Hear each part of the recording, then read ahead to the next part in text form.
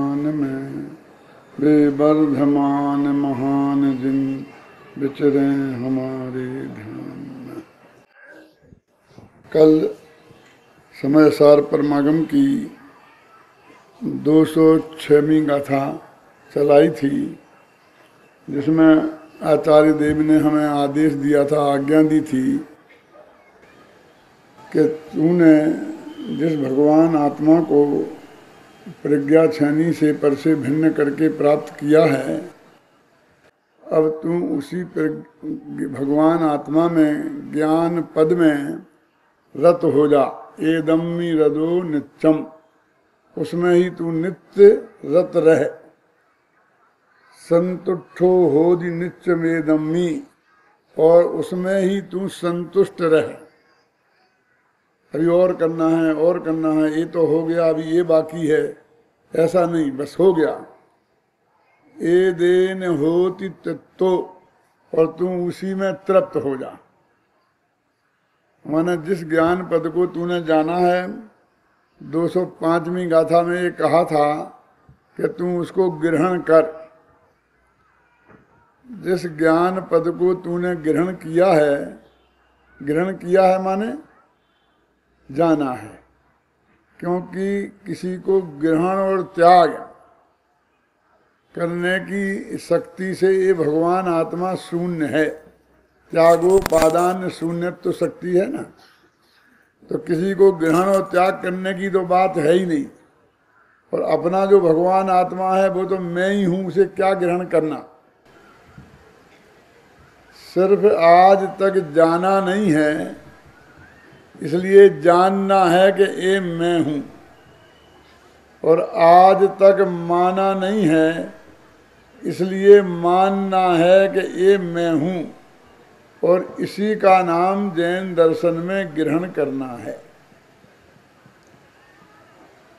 अब वो कहता है जान लिया ना, अब क्या करें। कहते अब भी तू ये पूछता है कि अब क्या करें, तो इससे मालूम पड़ता है कि तूने जाना नहीं है। कि पंडित जी वो तो ठीक है, सम्मत दर्शन प्राप्त करें, फिर सम्मत दर्शन प्राप्त कर लिया, अब क्या करें। अब तुझे मालूम नहीं कि अब क्या करें कि नहीं, तो तुझे सम्यक दर्शन नहीं हुआ है, सम्यक दर्शन का भ्रम हुआ है। क्योंकि सम्यक दृष्टि तो उसे कहते हैं जिसे चौथे गुणस्थान से लेके मोक्ष तक का पूरा मार्ग पूरी तरह ख्याल में होता है। और तुझे तो कुछ ख्याल में नहीं है, तू तो पूछता अब क्या करें। कि तूने भगवान आत्मा को जाना होता तो अब क्या करें का प्रश्न ही खड़ा नहीं होता। बस जाना है ना, कि जानता रहे, और क्या करना। कि जानता रहूं कि हाँ, बस लीन हो जाए इसमें, कि लीन हो जाऊं। अब लीन हो गया, अब और क्या करूं। अभी भी तेरा प्रश्न खड़ा है। क्यों? कहते हैं तू इसमें ही संतुष्ट हो जा, इसके अलावा इस जगत में करने लायक और कोई कार्य नहीं है। जिसने भगवान आत्मा को जाना, उसके चित्त में ऐसा प्रश्न खड़ा नहीं होता, वो उसमें ही संतुष्ट होता है। कि संतुष्ट तो हो गया लेकिन मजा नहीं आया। क्यों? तो कहते हैं तुझे इसमें ही तृप्त हो जा। कोई ने एक स्वाद चखा, एक कौर खाया, बहुत अच्छा लगा, तो अब क्या करके खाता रहे। कब तक? कि जब तक संतोष ना हो जाए, जब तक तुम तृप्त ना हो जाए। क्यों? कि तृप्त हो जाऊं, संतुष्ट हो जाऊं, फिर सवाल ही खड़ा नहीं होता। ए देन होदि तित्तो हो हदि तुहे उत्तमम सौख्यम, उससे तुझे उत्तम सुख की प्राप्ति होगी। एक गाथा में कहा था। अब जिस गाथा में ये बात कही कि तुझे उत्तम सुख की प्राप्ति होगी, उस ज्ञान पद में तृप्त होने से। तो वो ज्ञान पद क्या है, ये कलश में बता रहे कि अचिंत्य शक्ति स्वयमेव देवा चिन्मात्र चिंता मणिरेश यस्मात् सर्वार्थ सिद्धात्म तया विधत्ते ज्ञानी किमन्यास परिग्रहेण। इसका हिंदी पद्यानुवाद है, अचिंत्य शक्ति धारक अरे चिंतामणि चैतन्य सिद्धार्थ यह आत्मा ही है कोई नान्य। सभी प्रयोजन सिद्ध हैं फिर क्यों पर की आस। ज्ञानी जाने यह रहस्य करे न पर की आस।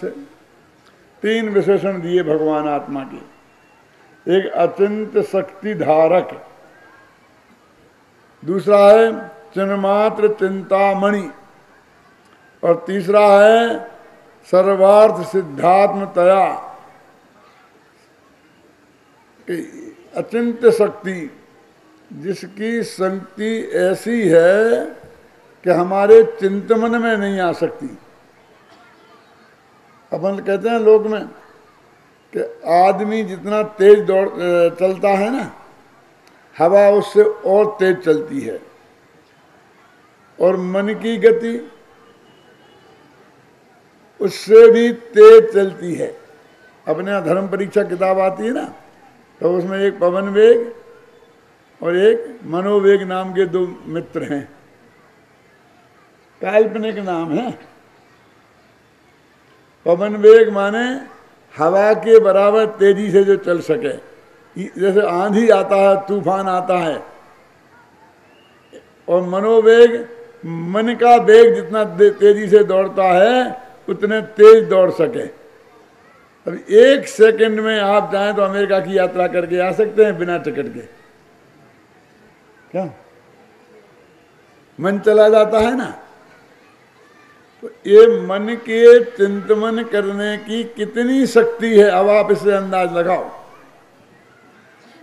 आप चाहें तो सर्वासिद्धि का चिंतन करें, आप चाहें तो सातवें नरक का चिंतन करें, अमेरिका का करें, क्यों? एक सेकंड में सब जगह जाता है ना।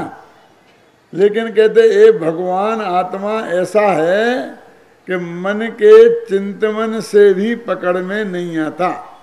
इसकी महिमा अचिंत है। क्या माने, जो ना तो वाणी का विषय है, ना जो मन का विषय है, ना जो लेखनी से पकड़ में आए, ना वाणी से पकड़ में आए, और जो न मन से पकड़ में आए, ऐसा ये भगवान आत्मा चैतन्य अचिंत्य शक्ति का धारक है। और चिन्मात्र चिंतामणि रेश यस्मात्, ये चैतन्य मात्र है, यही चिंतामणि। चिंतामणि क्या होता है कि जो चिंतन करो वो पदार्थ तेरे सामने हाजिर हो जाए। अब बोलो, अभी तो मन की बात बताई ना,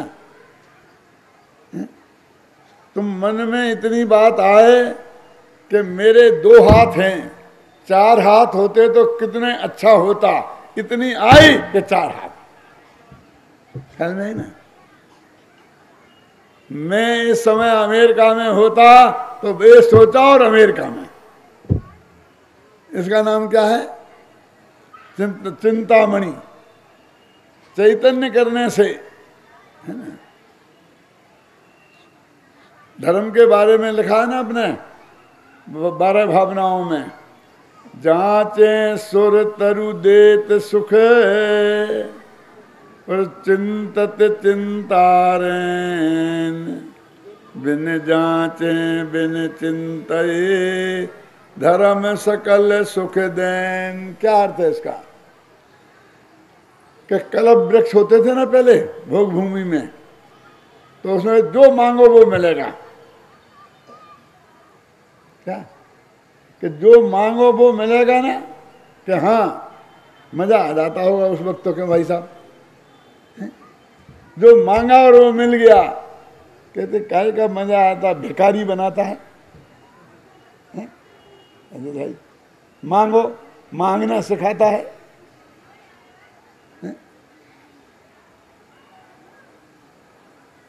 ये मांगना कोई अच्छा काम है? इसके बारे में तो हमारे यहाँ बहुत बहुत, अजाची के जिन धर्म है, धर्मी मांगे नाही, वो धर्मी बन मांगन लगे, ते क्या ठगिया जग माही। ये मांगना कोई अच्छा काम है? मांगने से मिल जाए ये बहुत बड़ी उपलब्धि है। जिसने आते ही पहले हमें भिखारी बनाया, क्यों? जहां जाए हर आदमी मांगना सिखाता है। खाना खाने बैठे, दाल में नमक नहीं था तो खा लिया, बाद में जब पत्नी ने दाल खाई तो भाई इसमें तो नमक नहीं था, तुमने खा ली? क्या? हाँ।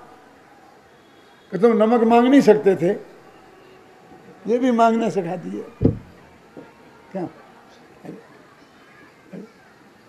कि यही आता होता तो बिना नमक की क्यों खाते?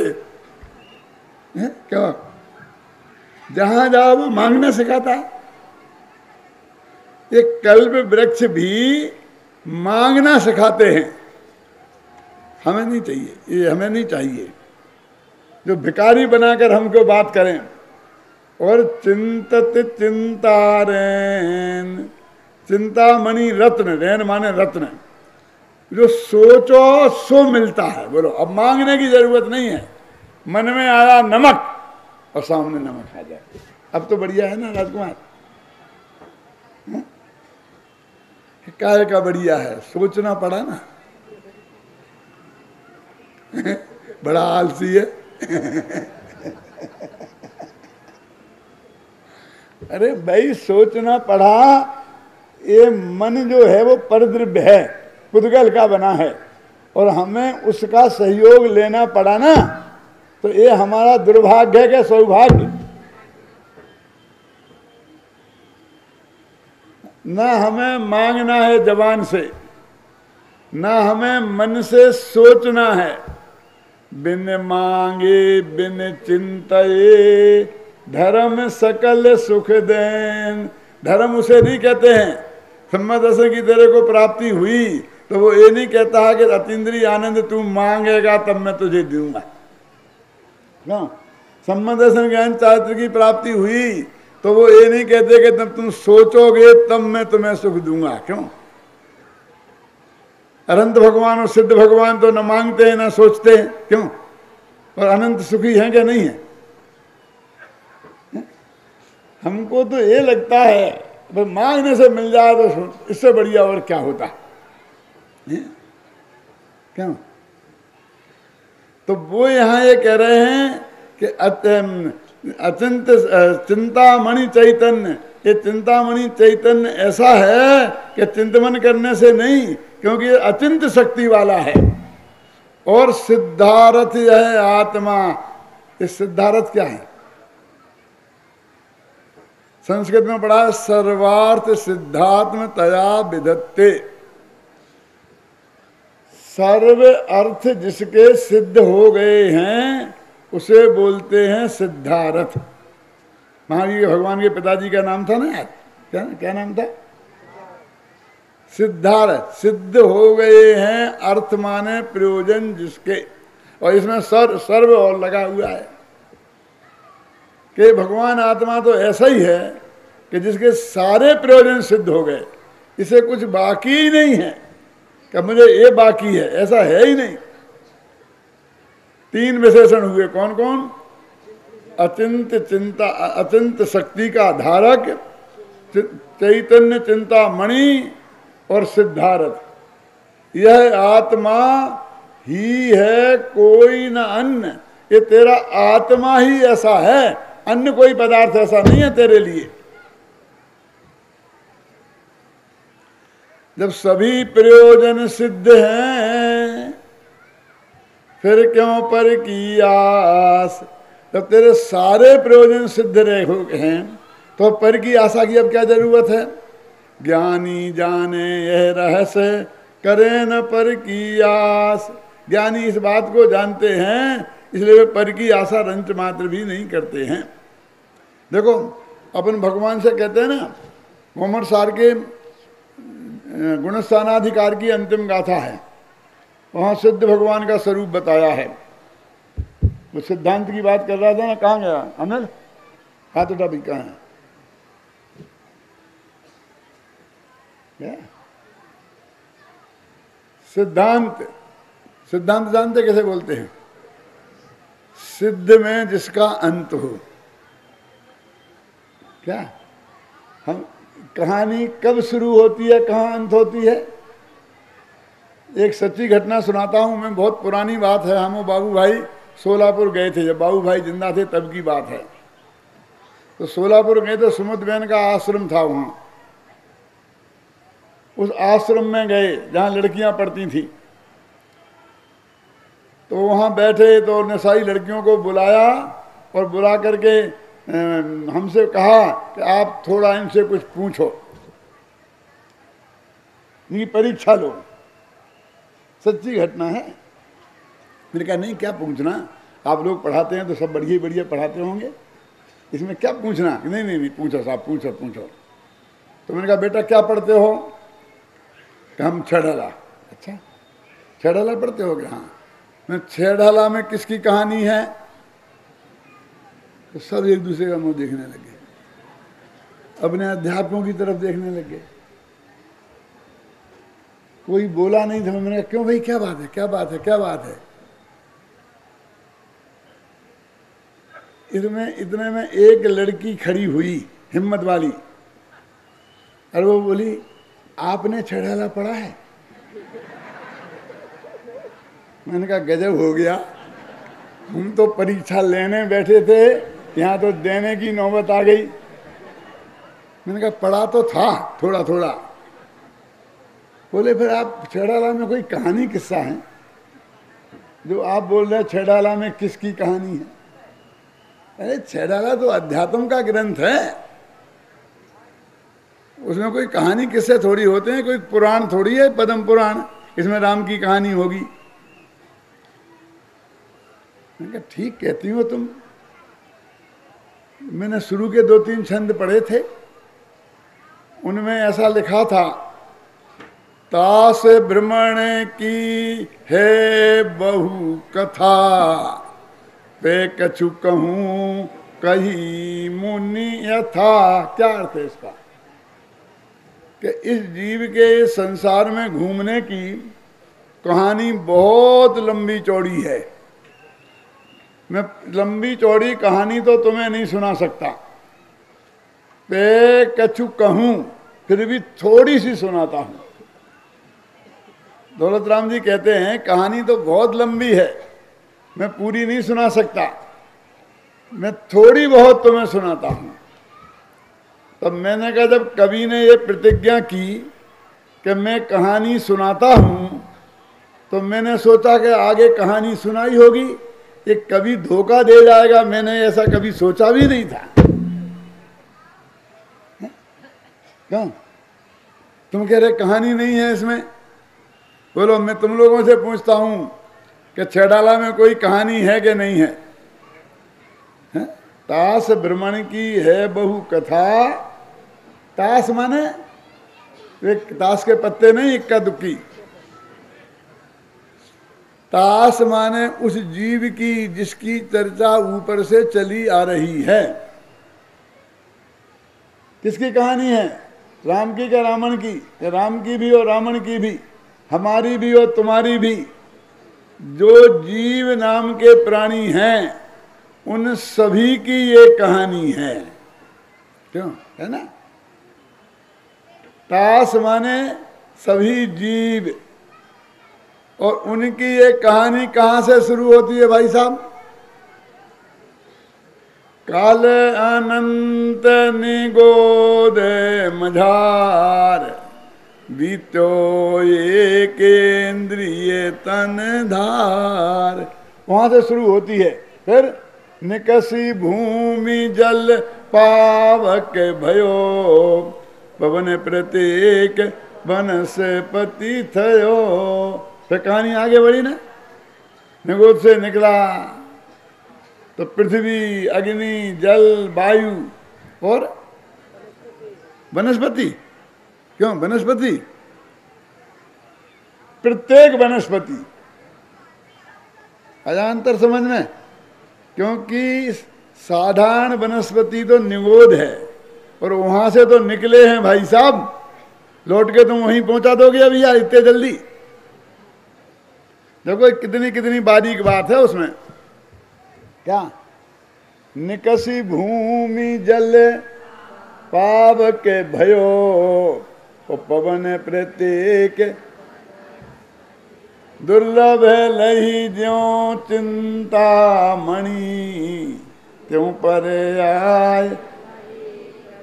आगे ना 2 इंद्री, 3 इंद्री, 4 इंद्री, फिर 5। कब हूं पंचेंद्रिय पशु। क्यों पशु? क्यों मनुष्य क्यों नहीं? मन बिन अज्ञा, क्योंकि मनुष्य अशेनी नहीं होते। एक इंद्री से लेकर अशेनी पंचेंद्री तक त्रियंच ही होते हैं। फिर त्रियंचों की बात करके फिर निकलेंगे तो नरक में जाएंगे, मनुष्य होंगे, देव होंगे। क्यों? पहले ढाल में है ना चारों गतियों का वर्णन। तो कहानी आगे बढ़ रही है कि नहीं? खत्म कब होगी? बताए ना भी सिद्धांत का क्या अर्थ है। वही हैं अनंतानंत काल तथा यथा शिव परिणये। अब मोक्ष में पहुंच गए, कहानी खत्म। अब अनंत काल तक वहीं पर रहेंगे और अनंत सुख भोगते रहेंगे। सारे प्रयोजन सिद्ध हो गए। ये हो गया कौन? सिद्धार्थ सर्वार्थ सिद्धात्मतया विधत्ते।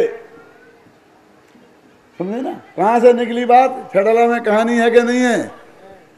समझे ना? कहां से शुरू होती है? निगोद से। कहां खत्म होती है? मोक्ष माने सिद्ध। इसलिए सिद्ध में जिसका अंत हो उसका नाम है सिद्धांत। अशोक भाई क्या नाम? अदित भाई। सिद्धांत काय का नाम है? सिद्ध में अंत हो उसका नाम सिद्धांत। हर कहानी जैन दर्शन में सिद्धांत है। सिनेमा देखते हो ना, उसमें भी कहानी तो होती है कि नहीं? क्या होती है बता सकते हो? सारी जितनी फिल्में आज तक बनी, उन सब फिल्मों की कहानी मैं 1 मिनट में आपको सुना सकता हूं। सुनना है? फिल्मों की। जब निगोद से मोक्ष तक की सुना दी तो फिल्मों की क्या दिक्कत है? हर कहानी में एक लड़का या 2 लड़कियां होंगी, हाँ? और या 2 लड़के और 1 लड़की, बस यहां से कहानी शुरू होगी। और धमाधम धमाधम मार पीट, राग देश राग देश राग देश, क्या? और उसमें से 2 लड़कों में से 1 लड़का मर जाएगा या लड़की मर जाएगी और दोनों की शादी हो जाएगी और सुखांत होगी, कहानी खत्म। बस दोनों हाथ में हाथ मिला के चल देंगे। एक ये सारे सिनेमाओं की एक कहानी है। बता दो, देख लो, कोई भी सिनेमा याद करो, इससे अलग हो तो मुझे बताना। बम्बैया फिल्मों की यही हालत है।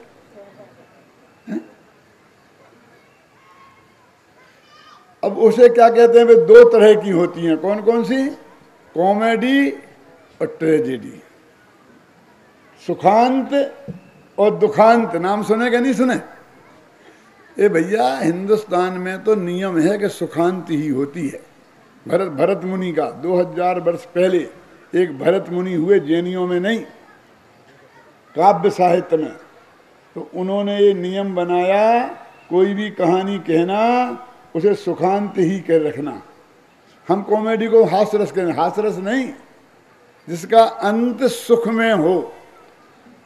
वो सुखांत, वो कॉमेडी, समझ गए ना।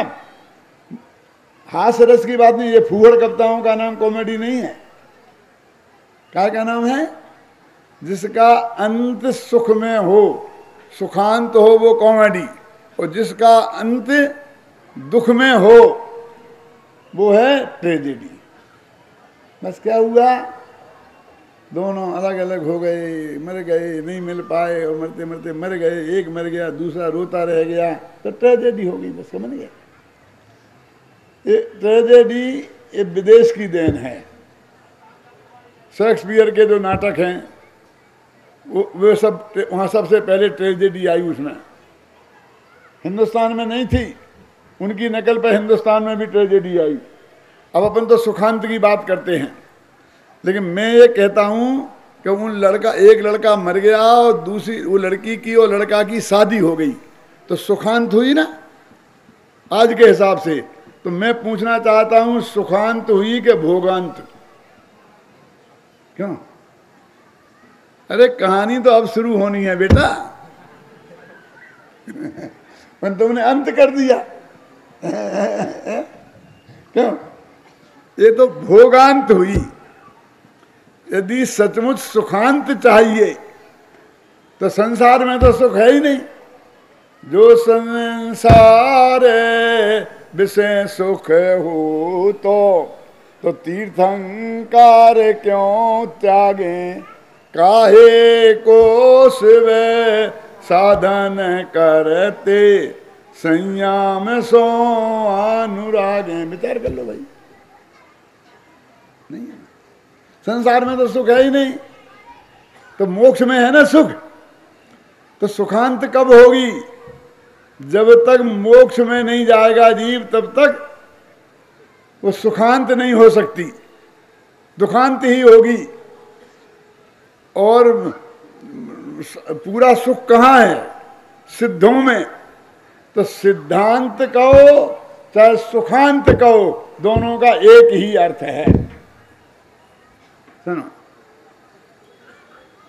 सिद्धांत कहो और चाहे सुखांत कहो, तो हमारी हर कहानी मोक्ष में जाके खत्म होती है। चाहे राम की हो और चाहे किसी की भी हो, आदिनाथ की हो चाहे महावीर की हो, तुम चाहे पारसनाथ की हो, हमारे आचार्य कहानी खत्म ही नहीं करते।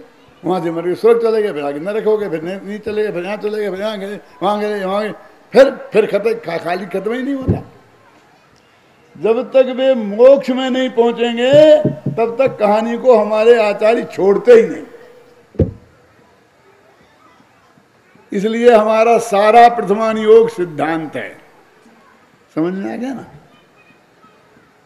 सारा प्रथमान योग क्या है? सिद्धांत है। जो लोग नरक में गए ना,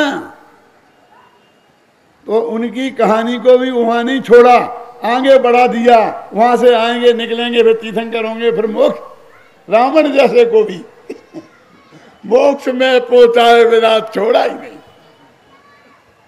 तब तक अंत ही नहीं करेंगे। अंत हुआ ही नहीं तो अंत करें कैसे? समझे ना? गोमरसार पढ़ा है तुम्हारे यहां? पढ़ाया जाता बेटा? गुणस्थान अधिकार में अंतिम गाथा किसकी है? गतिमागना में अंतिम गाथा किसकी है? सिद्धों की। 20 अधिकारों में अंतिम गाथा सिद्ध भगवान की है, इसलिए वो गोमरसार भी सिद्धांत है। 4 गति क्यों उनका बताएंगे, फिर पंचम गति मोक्ष, तो सिद्धांत हो गया ना। समझ गया? ये 20 अधिकारों में अंतिम की गाथा सिद्ध की होगी, और मैं तुम्हें सिर्फ गुणस्थान अधिकार की अंतिम गाथा सुना रहा हूं। 8 कम में बीला सीधी भूदा निरंजना निच्चा, 8 गुणा के दिक्चा लो यज्ञ बादिणो सिद्धा। कहा ना कि वे सिद्ध भगवान लोग आग्रवासी हैं। कहते अब कैसे, उनमें क्या एक शब्द क्या है? किच किच्चा। इसके लिए मैंने इतनी कहानी तुम्हें सुनाई। ये किच किच्चा क्या होता है? हम उससे बात नहीं करेंगे, वो बहुत किच किच करते हैं। अब नहीं, या तो सिद्ध भगवान किच किच करते हैं, और या ये बनिया किचकिच करते हैं क्यों? जितने हमारे महान शब्द थे, इन सब शब्दों की दुर्दशा की। हमारे यहाँ नंगा, लुच्चा, नंगा माने नग्न दिगंबर, लुच्चा माने केस लोंच करने वाली, पाखंडी माने पापों का खंडन करने वाले, है ना? समझे ना? इनके शब्दों में कितने बुरे अर्थ होने लग गए। निकम्मा, निकम्मा माने 8 ही कर्मों से रहित। सिद्ध भगवान को निकम्मा कहा है, गोमतसार में देख लो। और आज हम निकम्मे का क्या अर्थ करते हैं बोलो? निकम्मा, अष्टगुणा, किदकिच्चा। किदकिच्चा माने कृत्य कृत्य। सुनो, किदकिच्चा माने कृत्य कृत्य। कृत्य कृत्य माने जो कुछ करना था सब कुछ कर लिया। कृत्य माने करने योग्य और कृत्य माने कर लिया। समझे ना? कृत्य कृत्य, कृत्य माने करने योग्य और कृत्य माने कर लिया। तो भगवान तो कैसे हैं? कृतकृत्य है ना। और हम उन्हें कहते भगवान अभी एक काम बाकी है। वे तो कहते सब काम हो गए। ये सर्वार्थ सिद्धात्म तया विधत्ते, इसका अर्थ कर रहा हूं मैं। सारे प्रयोजन उनके सिद्ध हो गए, कोई काम बाकी नहीं रहा। क्यों?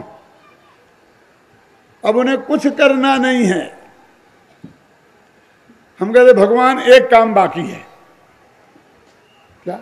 कि मेरा कल्याण करना। अरे तो उनने भी तो कृतकृत्य नहीं हुए, तो इसका मतलब तो ये हो गया ना, तेरा कल्याण करना उनका काम है। क्या समझे? मैंने तो अपने देवसास गुरु की पूजन की जयमाला में पहली पंक्ति में लिखा, हे वीतराग सर्वज्ञ प्रभु, तुमको ना अब तक पहचाना, पड़ रहे हैं मुझको 84 के चक्कर खाना। सबसे पहली गलती क्या की है? करुणा निधि तुमको समझना। सबसे पहली गलती है कि तुम्हें मैंने करुणा का निधि समझा, दयावान समझा। सबसे पहली गलती है। कान पकड़ता हूं। करुणा निधि तुमको समझनाथ और भगवान भरोसे पड़ा रहा। क्या? और भरपूर सुखी कर दोगे तुम, ये सोचे सन्मुख खड़ा रहा। तो ये कृतकृत्य के स्वरूप को नहीं पहचाना। क्यों? पहली गलती हुई ना। हम बहुत भगवान की भक्ति करते हैं, बहुत प्रेम से, ए पारसनाथ तेरे ही भरोसे। क्या बोलना भैया राजकुमार? नैया छोड़ दी मैंने मझधार। मैंने कहा सचमुच छोड़ दी? भगवान पारसनाथ के भरोसे? कि हाँ साहब बिल्कुल बिल्कुल। तो गारंटी से डूब जाएगी। क्यों? कि पारसनाथ तेरी नैया खेने के लिए आने वाले नहीं हैं। इससे बढ़िया तो उस मल्लाह के भरोसे छोड़ता तो शायद बच जाता। क्या बोला? वे तो मोक्ष में है ना कैलाश जी, वहां से लौट के आएंगे। कितनी साफ बात है। कहो तो लोग नाराज होते हैं, भगवान इतना सा काम नहीं करेंगे, इतना सा नहीं करेंगे। अरे भाई तुमने उनका कृत्य कृत्य स्वभाव नहीं पहचाना। सर्वार्थ सिद्धात्म तया, सारे प्रयोजन उनके सिद्ध हो गए हैं, ये बात तुमने नहीं जानी। 3 गुण, अचिंत शक्ति, चिन्मात्र चिंतामणि और सर्वार्थ सिद्धा, सारे पदार्थ सिद्ध हो गए। अब इसलिए कहते हैं ये भगवान ऐसे तुम ही हो, ये 3 बातें तुम में हैं। अब मैंने ये बात जान ली, सभी प्रयोजन सिद्ध हैं, फिर क्यों पर की आस? क्योंकि हमारे आत्मा में ये 3 चीजें हैं। वे भगवान की हुई सो हुई, लेकिन हमारे आत्मा में ये 3 गुण मौजूद हैं। क्यों? ये कहते तुम सोचो मत, तुम बोलो मत, तुम तो सिर्फ भगवान आत्मा को जानो तो अनंत सुख का दरिया तेरी पर्याय में उमड़ पड़ेगा। बोलो सही बात है ना? क्यों? जिन जिन को अनंत सुख की प्राप्ति हुई उनने भगवान से कुछ मांगा था? भगवान से मैं प्राप्त हो जाए ये सोचा था कि उनने तो सिर्फ अपने भगवान आत्मा को जाना था और ये माना था कि ये ही मैं हूं। क्यों? और उसी में लीन हो गए। यही तो बता रहा, ए दम्मी रदो नित्यम, इसमें ही लीन हो जाओ, इसमें ही संतुष्ट हो जाओ। अब संतुष्ट हो गए तो फिर मांगने की बात कहां से रही भैया, बोलो? हैं? इसमें ही तृप्त हो जाओ। अब हम तो खाने में बिल्कुल तृप्त हो गए, अब बिल्कुल कुछ नहीं चाहिए, फिर भी क्या मांग लेते ना। अरे जब भूखे थे तब नहीं मांगा, मांगना सीखा ही नहीं है, और तुम तृप्त हो गए तब भी मांगने की बात करता है। ये त्रिकाली ध्रुव भगवान आत्मा तेरे को बिना मांगे ही सब कुछ देगा। वो तो सुख स्वरूप है। कितनी बड़ी बात की है देखो। अचिंत शक्ति स्वयमेव देव, ये स्वयं स्वयमेव, प्रत्येक आत्मा स्वयं ऐसा है, किसी दूसरे की कृपा से नहीं, कृपा की जरूरत ही नहीं है, इसका स्वभाव ऐसा है। चिन्मात्र चिंता मणिरेश यस्मात् सर्वार्थ सिद्धात्म तया विधत्ते ज्ञानी किमन्यस्य परिग्रहेण, कि ज्ञानी जीव को अन्य परिग्रह की क्या जरूरत है। ये परिग्रह माने अपन क्या समझते हैं, स्त्री पुत्र मकान जायदाद है ना, ये सब परिग्रह है। ये शरीर ये परिग्रह है। तो शास्त्रों में बाह्य परिग्रहों में इनके नाम भी गिनाए हैं। क्यों?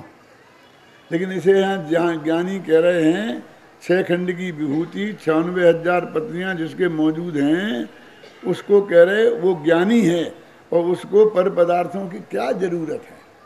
जरूरत नहीं है तो 96,000 घोड़े पर चढ़े क्यों? भगवान का दिव्य ध्वनि छोड़कर 60,000 वर्ष तक लड़ने के लिए क्यों निकल गए भरत चक्रवर्ती? क्यों?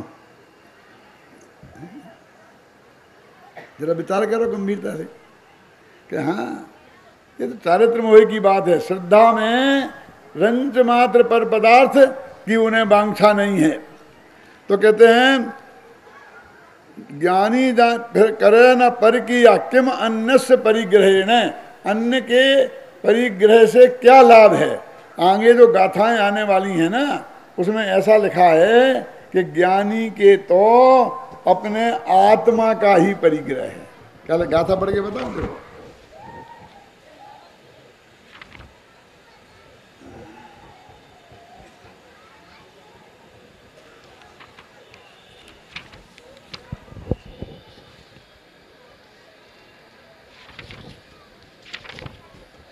आगे गाथा है कि ज्ञानी के तो आत्मा का ही परिग्रह है। तो उन्होंने प्रश्न किया कि आत्मा का परिग्रह, हम तो समझते स्त्री पुत्र आदि का परिग्रह होता है, रुपये पैसे का परिग्रह होता है, कि आत्मा का परिग्रह है माने क्या? ये परिग्रह शब्द में पर पदार्थों के ग्रहण की बात नहीं है। अदिति सुनना, शब्द क्या है? परिग्रह है, परग्रह नहीं है। रा में ई की मात्रा लगी बहन, सोचो जो पढ़ी लिखी हैं, रा में ई की मात्रा है, परिग्रह है कि परग्रह?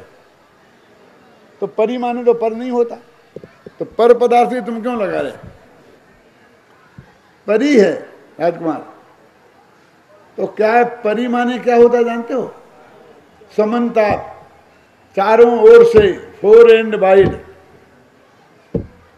क्या क्या समझ में आया? परि माने समन्ता, चारों ओर से, फोर एंड वाइड। और ग्रह माने ग्रहण करना, कि जिसने अपनी ज्ञान पर्याय में चारों ओर से आत्मा का ग्रहण किया है। ये चारों ओर कौन कौन से हैं? पूरा, पश्चिम, उत्तर, दक्षिण, द्रव्य, क्षेत्र, काल, भाव। क्या क्या? कि जिसने द्रव्य, क्षेत्र, काल, भाव से अपने भगवान आत्मा में ही अपनापन स्थापित किया है, उसे तो अपने आत्मा का ही परिग्रह है। अब समझ में आया कि नहीं है? जैसे साधु लोग कहते हैं ना, भैया हमारी तो पीठी कमंडली हमारा परिग्रह है, और क्या है बोलते ना, और हमारा कुछ नहीं है, हमारी तो पीठी कमंडल बस भाई हमारा परिग्रह है। और नियम सार में पद्मपल मलधारी देव ने कई जगह ऐसा लिखा है, क्या मुझे याद नहीं रहा कितने बजे शुरू किया था, कई जगह ऐसा लिखा है पद्मपल मलधारी देव ने कि जिन्हें अकेले आत्मा का परिग्रह है, लिखा ना, देह मात्र परिग्रह लिखा ना, वो बाह्य की अपेक्षा से कि और कुछ नहीं है, अकेला शरीर है, इसको तुम परिग्रह समझ लो, ये छूटा नहीं है, लिखा ना। वे कहते हैं यहाँ पर देह भी कहाँ है मेरी, वो तो पर है, पर का परग्रह है ही नहीं, ये तो परिग्रह है कि मैंने चारों ओर से द्रव्य क्षेत्र काल भाव से अपने आत्मा को ही गहराई से पकड़ा है, इसलिए मेरे आत्मा का ही परिग्रह है। तो ज्ञानी जाने यह रहस्य, करे न पर की आस, पर के जानने से उसे क्या प्रयोजन रह जाता है। देखो मैं थोड़ा पढ़ता हूँ इसके अर्थ को। यद्यपि इस कलश में समागत अचिंत शक्ति, चिन्ह मात्र चिंतामणि देव और सर्वार्थ सिद्धात्मा ये विशेषण त्रिकाली ध्रुव भगवान आत्मा के हैं, तथापि जब ज्ञानी आत्मा उक्त त्रिकाली ध्रुव आत्मा में ही अपनापन स्थापित कर लेता है, तब वह स्वयं ही ऐसा अनुभव करने लगता है कि मैं स्वयं अचिंत शक्ति का धारक देवादि देव हूँ, चिन्मात्र चिंतामणि हूँ और मेरे सभी प्रयोजन सिद्ध ही हैं। ज्ञानी चौथे गुण स्थान में ये फीलिंग करने लगता है। अथवा ऐसी श्रद्धा होने से, ऐसा ज्ञान होने से मेरा अनंत सुखी होने का प्रयोजन सहज ही सिद्ध हो गया है। इस प्रकार की अनुभूति करने वाले ज्ञानी जीवों को अन्य पर पदार्थों का परिग्रह से क्या प्रयोजन रह जाता है। अब ये पर पदार्थों का भी क्या अर्थ है, ये बहुत गजब की बात है। शुभाशुभ भावों, शुभाशुभ क्रियाओं से क्या प्रयोजन रह जाता है। देखो जयसेनाचार्य ने, मैंने इसमें सब जयसेनाचार्य को भी कोट किया है, उनने लिखा है कि परिग्रह माने क्या, स्त्री पुत्रादि नहीं गिनाए, मोह राग देश बाहर के नहीं गिनाए। मालूम क्या कहा, ये धर्म के नाम पर होने वाली क्रियाएं, धर्म के नाम पर होने वाले स्वभाव और धर्म के नाम पर होने वाले गुण भेद के विकल्प, इन तीन का नाम उन्होंने परिग्रह कहा। देखो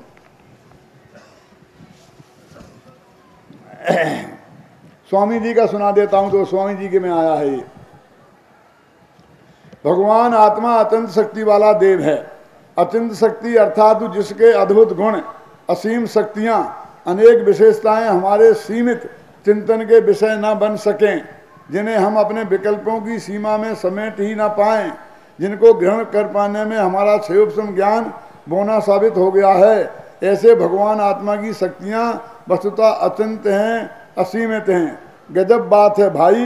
कहते हैं ज्ञानी को अन्य परिग्रह से अर्थात शुभाशुभ क्रियाओं से, पुण्य पाप के परिणामों से और द्रव्य गुण आदि के भेद विचारों से क्या काम है। ये है अन्य परिग्रह माने। परिग्रह माने तुम क्या सोच रहे थे, बोलो राजकुमार। ये सबसे पहले जयसेनाचार्य ने किया, फिर पांडे राजमल जी ने किया, फिर बनारसी दास ने किया, फिर गुरुदेव ने किया, फिर मैंने किया। ये सबके प्रमाण मैंने इसमें दिए हैं 5 पेज में। कोई किताब तो ले लेना, पढ़ लेना, है ना। पेज समयसार अनुशीलन भाग 3 पेज नंबर 219, 19-20 में देखना, ये सब 5 पेज में है, सारे प्रूफ इसमें दिए हैं। क्या क्या अर्थ किया है परिग्रह का, हम सोच सकते हैं परिग्रह का क्या अर्थ है, बोलो मीठा भाई है? देखो गजब बात है भाई, गुरुदेव लिखते हैं ना, गजब बात है भाई।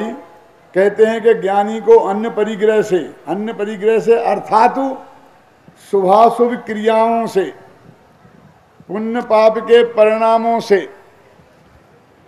तथा द्रव्य गुण आदि के भेद के विचारों से अब क्या काम है? ये परिग्रह है, अब इसकी जरूरत नहीं है कहते हमें। अब द्रव्य गुण का विचार हम क्यों सोचें? जब उसे अंतर में चैतन्य चिंतामणि भगवान आत्मा प्राप्त हो गया है, जिसे अनंत गुणों का गोडाउन, अनंत शक्तियों का संग्रहालय, चिंतामणि स्वरूप भगवान आत्मा मिल गया हो, उसे अब इन जड़ विकल्पों के संग्रह करने से क्या प्रयोजन है? जिस तरह किसी को लोक में सर्वसिद्धिदायक चिंतामणि रत्न मिल जाता है तो वह फिर धनादि का संग्रह नहीं करता। चिंतामणि रत्न मिल गया, रुपया पैसा इकट्ठा नहीं करता। क्यों? जो सोचेगा दौड़ के आ जाएगा। क्या जरूरत है इकट्ठा करने की, है ना? क्योंकि जब जिस वस्तु की जरूरत होगी वह वस्तु चिंतन करने मात्र से उपलब्ध हो जाएगी। उसी प्रकार भगवान आत्मा जब स्वयं दिव्य शक्ति का धारक चैतन्य चिंतामणि देव है, जब ऐसा भान हो गया, तब फिर उसे रुपए पैसों की, सुंदरता की, वचन की मधुरता से क्या काम? वह फिर किसी प्रकार के विकल्पों के परिग्रह में नहीं पड़ता, क्योंकि स्वरूप में एकाग्र होते ही उसे निराकुल आनंद की प्राप्ति हो जाती है। स्वरूप में एकाग्र हुआ, आनंद आ गया, अब मुझे क्या जरूरत है इन चीजों की? काय की? किस चीज की? बता सकते हो? नहीं। शुभाशुभ क्रियाएं, शुभाशुभ भाव और गुणभेद का विचार, इनसे मुझे क्या प्रयोजन है? आचार्य कहते हैं ये मोक्ष मार्ग में इनकी क्या जरूरत है? जैसे लगा क्रिया कांड से ना मिले यह आत्म अभिराम, और ज्ञान कांड से सहज ही सुलभ आत्माराम। क्यों? आत्मा की प्राप्ति तो ज्ञान से होने वाली है, और ज्ञान मेरा स्वभाव है, वो मेरी संपत्ति है, मुझे किसी से मांगने की क्या जरूरत है उसे, है ना? जो मेरी चीज है उसे मैं किसी से मांगने जाऊं? इस लोक में ऐसी कहावत है कि अपनी भी चीज दूसरे के हाथ में चली जाए तो चली गया है, समझ लेना। पुराने कहा है कि अंत कंठ की विद्या और अंत को दाम, वो समय पड़े पे आवे काम। बैंक में जमा है, क्यों जी? गए, आज तो बैंक बंद है, आज तो ईद है, आज तो मुहर्रम है, क्यों? देखे?